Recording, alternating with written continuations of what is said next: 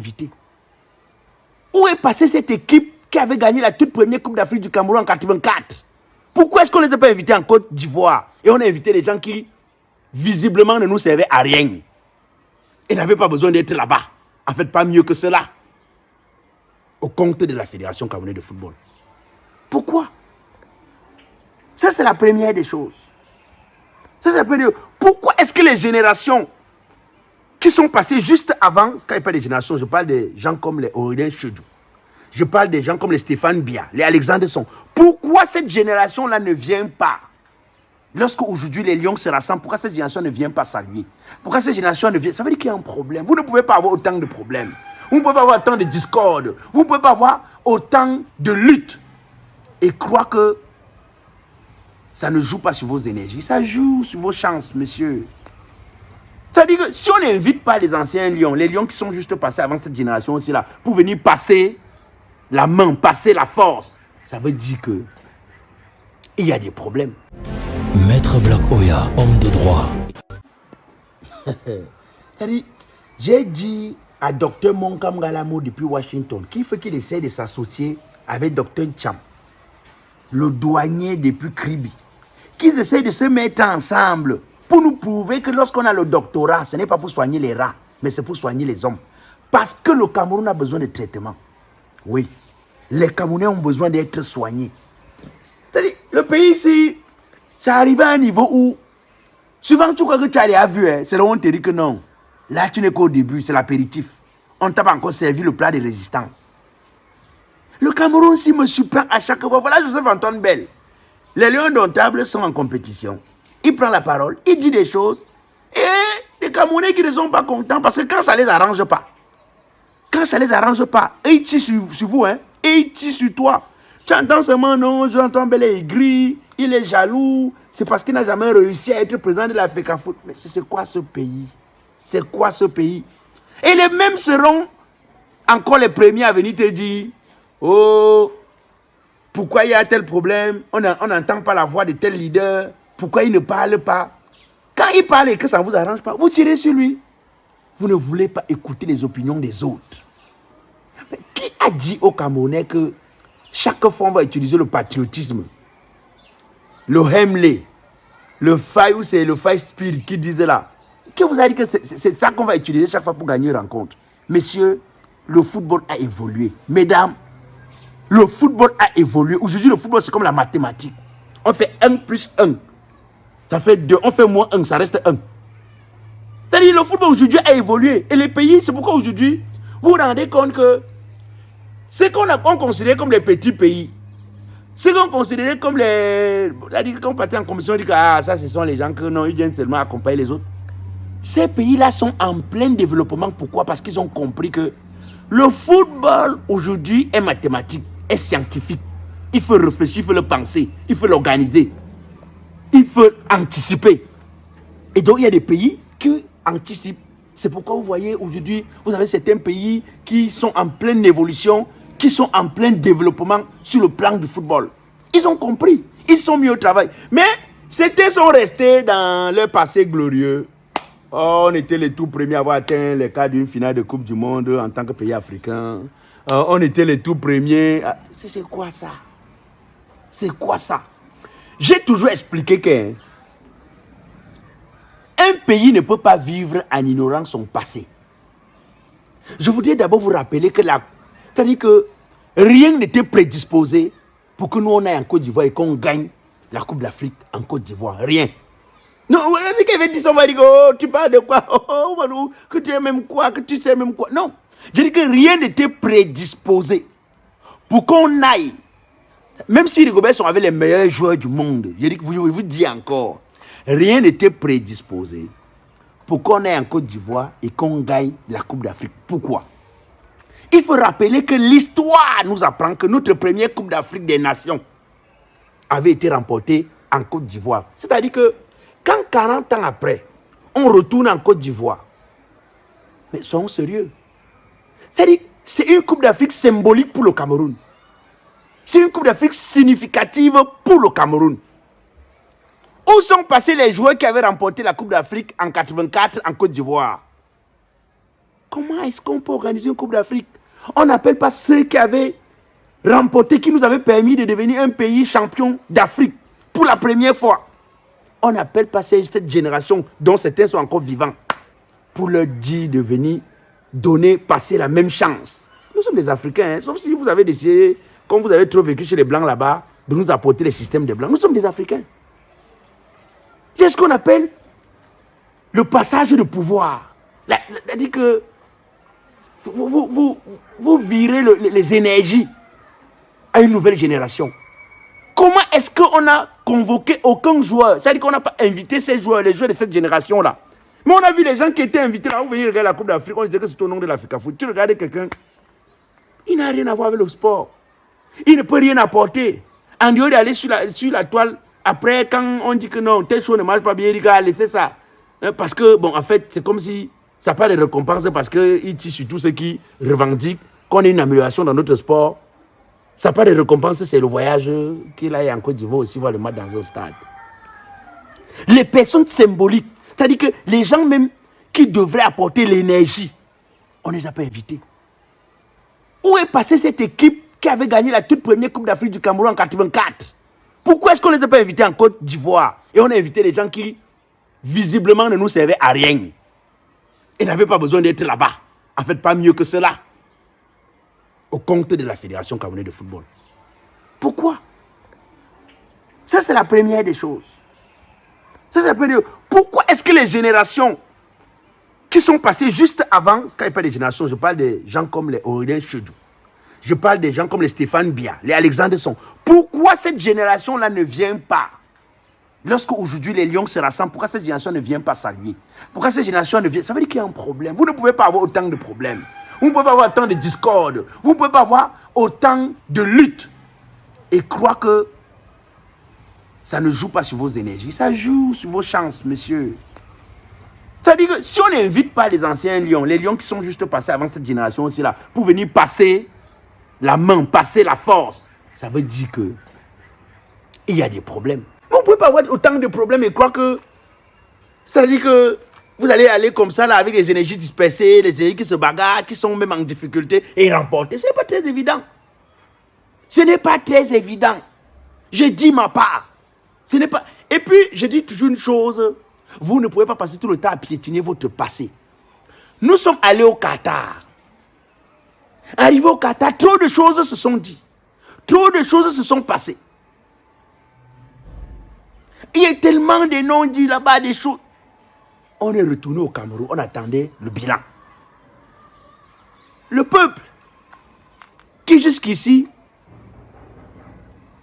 j'ai envie de dire, est l'esclave des lions indomptables du Cameroun parce que nous, on ne gagne rien. Nous, on ne gagne rien. Même aujourd'hui, même les victoires que vous nous donniez souvent, pour nous donner un peu de sourire, vous ne donnez plus. Nous, on ne gagne même rien dans toute cette affaire. Le peuple n'a pas eu droit à une explication de ce qui s'est passé. Pourquoi André Onana est-il parti? Pourquoi a-t-il abandonné la tanière là-bas, au Qatar? Que s'est-il passé pour qu'on arrive à tout ça? Pourquoi André Onana, donc, la fédération avait même écrit la lettre pour dire qu'il est sanctionné, a réintégré l'équipe sans qu'on nous explique ce qui s'est passé pour qu'il réintègre l'équipe. Que s'est-il passé? A-t-il vraiment été imposé par la présidente de la République comme ça se dit? Parce que nous sommes dans la République du Congo, ça, où on ne s'informe pas le Congo, ça. A-t-il été, c'est-à-dire que réintégré à l'équipe nationale par la présidente de la République? Est-ce que c'est la fédération qui a vraiment souhaité qu'il revienne? Que s'est-il même passé? Parce qu'il faut d'abord arriver à comprendre tout. Si c'est que c'est un joueur qui a été imposé, ça veut dire, vous voyez, vous avez ramené un joueur dont les autres ne veulent pas, quand il dit que la fédération ne veut pas. La présidente a ramené un joueur dont la fédération ne veut pas. C'est encore des énergies qui se bagarrent et qui ne sont pas stables. Comment vous faites pour gagner la Coupe d'Afrique? Comment vous faites? Expliquez-moi, il veut comprendre ça. Un, vous n'avez pas fait le bilan de ce qui s'est passé là-bas, au Qatar. Deux, le jeu réapparaît. Il avait déjà dit qu'il prend sa retraite. Il réapparaît. Personne ne nous explique. On entend seulement dans le Congo ça que vous avez tellement des énergies dispersées, qui se bagarrent, qui sont trop... Souvent, tu as envie de te dire... Tu as envie de te dire... Nous sommes dans quoi là? Tu as envie de te poser la question, nous sommes dans quoi? Nous sommes dans quoi? Qu'est-ce qui nous arrive? Pourquoi toutes nos choses sont toujours qu'un genre? Comme ça ne suffit pas. Vous avez le premier gardien, c'est-à-dire que le gardien titulaire de Manchester United. Naturellement, on nous a appris que on ne recrute dans les Lions indomptables du Cameroun que les joueurs qui sont en forme dans leur club. Vous avez donc un gardien qui est titulaire à Manchester United. Même si nous on aime beaucoup Ondoa. Vous le faites venir, il joue un match contre le Sénégal. Et donc le Congo, ça nous apprend encore que pendant une séance de visionnage de vidéos, le président de la fédération aurait dit que voilà comment ça va se passer. Et puis il se serait levé pour dire non, non, c'est pas toi qui nous dis ici, on a un entraîneur. C'est encore le Congo ça qui nous informe. Et donc à cause de ça, on décide donc qu'il reste au banc. Vous voyez comment les énergies se bagarrent, les énergies se dispersent. Avec toutes ces énergies dispersées, comment vous faites pour gagner une Coupe d'Afrique? Je veux comprendre. Je vous ai dit que la sorcellerie ne marche pas partout. Hein. Il y a des endroits où la sorcellerie ne marche pas. Vous ne pouvez pas croire que vous allez tout le temps vous appuyer sur le fait le fan ou c'est fan spirit ou c'est le Hemley ou vous appuyez sur le patriotisme. Non, le patriotisme ne gagne pas un match. Le patriotisme ne donne pas la passe. Le patriotisme ne marque pas le but. Quand vous êtes des vrais patriotes, vous vous entendez, vous vous organisez, vous anticipez, vous vous préparez pour gagner. Le patriotisme seul ne gagne pas un match. Le patriotisme, le vrai patriotisme s'organise. Vous comprenez? Ça se prépare pour pouvoir gagner. C'est-à-dire, on l'a mis au banc. Personne ne nous a expliqué comment est-ce que le troisième gardien du... Non, le troisième gardien là-bas, on dit qu'il est au banc, bon, on ne sait pas quelle est sa position. En fait, le gardien de troisième division en France, un gardien qui est au banc, hein, au troisième division, en troisième division là-bas en France, est devenu titulaire devant le gardien de Manchester United. Personne ne nous a expliqué. Et on ne va pas nous expliquer. Hein. En fait, on s'en fout de nous. On sait que nous sommes des chèvres. C'est pourquoi il dit qu'enlever Lyon et longtemps, on mettait chèvres du Cameroun. Et nous, on va comprendre. Nous sommes des chèvres. On ne va pas nous expliquer ça. Je vais vous dire, quelque chose d'abord m'étonne. Et c'est pourquoi j'ai dit que le Cameroun demande toujours, les gens sont toujours là en train de demander, non, il faut faire telle chose pour le Cameroun. Mais il faut aussi apprendre une chose. Hein. Le Cameroun doit aussi pouvoir faire des choses pour ses enfants. On doit aujourd'hui qu'on utilise comme arme fatale pour déstabiliser ou bien pour résoudre certains problèmes. Le même Ondoa a été jeté dans la rue quand il avait le plus besoin du Cameroun. Quand Ondoa gagne la Coupe d'Afrique des Nations de 2017 au Gabon, on doit jouer dans quel club sérieux? Dans aucun club sérieux. On doit ne jouer, il n'était pas un gardien d'une foot de guerre. Non, non. Mais le Ondoa nous a permis de gagner la Coupe d'Afrique des Nations au Gabon. Et comme par magie, en 2021 au Cameroun, on ne l'a pas appelé. Congo ça encore, comme au Cameroun, c'est le Congo ça qui nous informe. Congo ça a dit que comme il ne s'entendait pas avec André Onana, apparemment, André Onana avait dit que s'il veut jouer dans les Lions, lui ne va pas jouer et tout. C'est pourquoi on l'a mis de côté. Et tout ça. Mais on nous a plutôt donné les raisons selon lesquelles, non, vraiment, on ne pouvait pas appeler l'autre parce qu'il n'est pas dans un championnat important, il n'est pas titulaire. Bon. Et là, subitement, dès qu'André Onana a eu des problèmes avec des gens, le même Ondoa qui ne joue pas dans un championnat important, qui est même au banc, on a oublié tout ce passé-là et on l'a ramené. Vous voyez qu'il y a trop de luttes, il y a trop de bagarres, trop de dispersion d'énergie, ce qui fait que après, vous ne pouvez pas gagner une Coupe d'Afrique même si vous faites la sorcellerie. Ce n'est pas possible. C'est-à-dire que vos énergies même sont instables. Trop de bagarres. Les énergies qui devaient se mettre ensemble pour converger vers la victoire sont dispersées. Ce n'est pas possible. Il y a tellement de choses qu'il faut qu'on nous explique dans ce pays pour espérer qu'on va encore passer à côté d'une victoire un jour. Et puis je vous dis aussi une chose, hein, nous sommes des Africains. Hein. Ne pensez pas qu'avoir une victoire, vous pouvez même connaître, vous pouvez même vous former et avoir des grands joueurs. Mais si vous avez les énergies dispersées, vous êtes dans les luttes, dans les bagarres, vous ne pouvez pas gagner une Coupe d'Afrique. Chers messieurs, chers madame, vous ne pouvez pas. Vous ne pouvez pas. Ce que nous on regrette, c'est que on se retrouve dans une situation où finalement,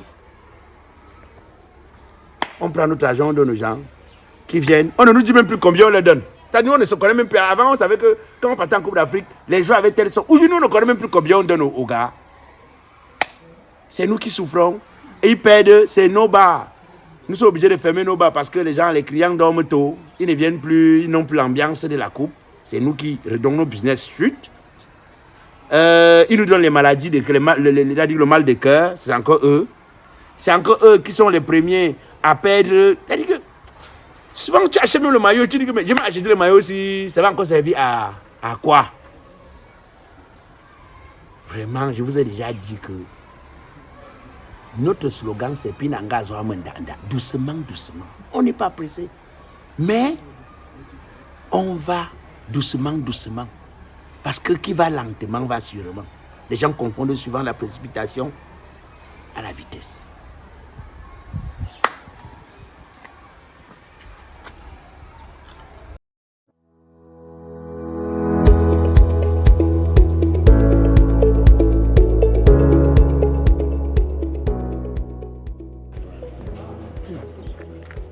Je dis quoi? Non, c'est bon.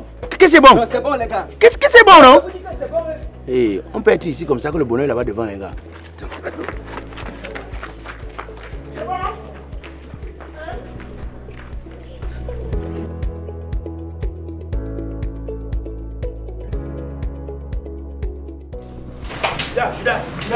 Judas.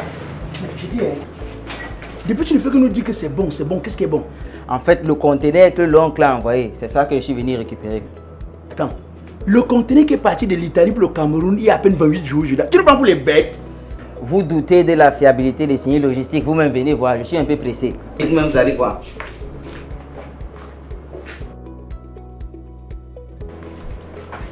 Bonjour madame. Bonjour monsieur. J'ai reçu un appel pour venir retirer un conteneur au nom de monsieur Moto. Ah oui monsieur. Attendez, madame, vous voulez me dire qu'en 28 jours, le conteneur est parti de l'Italie pour le Cameroun? Bien sûr monsieur, ici à Groupage Signaux Logistique, nous brillons par l'efficacité, la rapidité et la fiabilité. Nous sommes compétents pour acheminer les colis de l'Italie pour le Cameroun et vice versa. Nous collectons également les colis dans toute l'Europe pour le Cameroun. Et ne vous inquiétez pas monsieur, nous acheminons également les conteneurs individuels pour le Cameroun. Il suffit juste de contacter le numéro. Attendez, si je comprends bien, pendant que certains font la sorcellerie sur les hommes, si le logistique fait sa part sur les conteneurs. Continuez à douter, non? Je peux avoir votre carte de visite, s'il vous plaît.